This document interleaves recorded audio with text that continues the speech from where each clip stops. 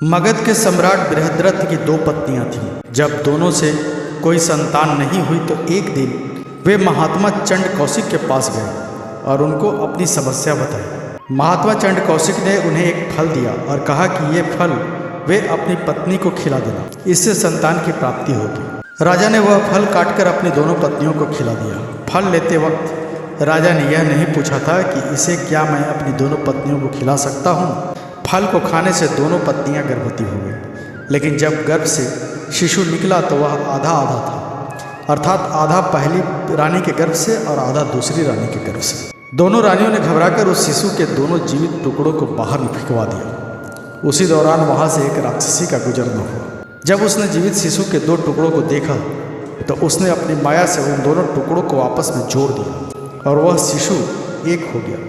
एक होते ही वह शिशु दहाड़े मारकर रोने लगा। उसके रोने की आवाज़ सुनकर दोनों रानियां बाहर निकली और उस बालक और राक्षसी को देखकर आश्चर्य में पड़ गई। एक ने उसे गोद में ले लिया। तभी राजा बृहद्रथ भी वहां आ गए और उन्होंने वहां खड़ी उस राक्षसी से उसका परिचय पूछा। राक्षसी ने राजा को सारा किस्सा बता दिया। उस राक्षसी का नाम जरा था।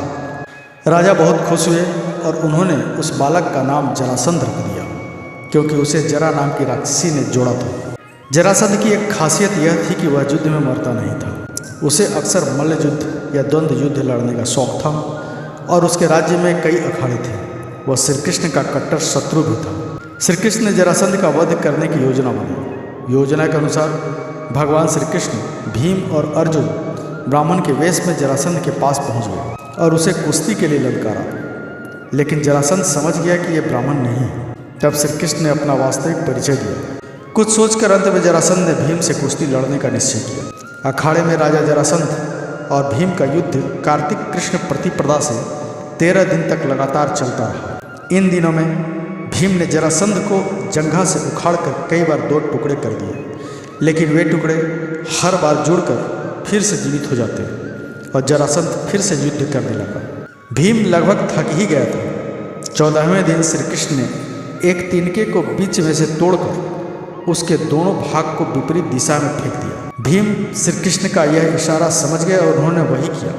उन्होंने जरासंध को 2 फाड़ करके उसके एक फाड़ को दूसरे फाड़ की दिशा में और दूसरे फाड़ को पहले फाड़ की दिशा में फेंक दिया। इस तरह जरासंध का अंत हो गया, क्योंकि विपरीत दिशा में फेंके जाने से दोनों टुकड़े जोड़ नहीं पाए। जरासंध का वध होने के पश्चात श्री कृष्ण ने उसकी कैद से सभी राजाओं को स्वतंत्र कराया और कहा कि राजा युधिष्ठिर चक्रवर्ती पद प्राप्त करने के लिए राजसूय यज्ञ कराना चाहते हैं और आप लोग उनकी सहायता कीजिए। राजाओं ने श्री कृष्ण की बात मान ली और सभी ने युधिष्ठिर को अपना राजा मान लिया। अंत में जरासंध के पुत्र सहदेव को अभय दान देकर मगध का राजा बना दिया गया। बिहार के राजगृह में अवस्थित है कंस के ससुर जरासंध का अखाड़ा।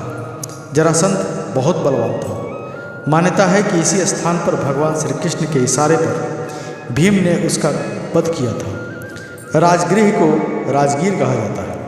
रामायण के अनुसार ब्रह्मा के चौथे पुत्र वसु ने गिरिव्रज नाम से इस नगर की स्थापना की। बाद में कुरुक्षेत्र के युद्ध के पहले बृहद्रथ ने इस पर अपना कब्जा जमा लिया। बृहद्रथ अपनी शूरता के लिए मशहूर था। सोन भंडार गुफा में आज भी दबा पड़ा है जरासंध का खजाना।